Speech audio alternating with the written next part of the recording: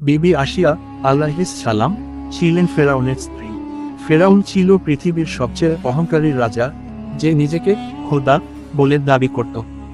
অথচ সেই প্রাসাদেই বাস করতেন এক নারী, যিনি বিশ্বাস করতেন একমাত্র আল্লাহর উপর। নবী মুসা আলাইহিস সালাম এর দাওয়াত শুনে আশিয়া ঈমান আনেন।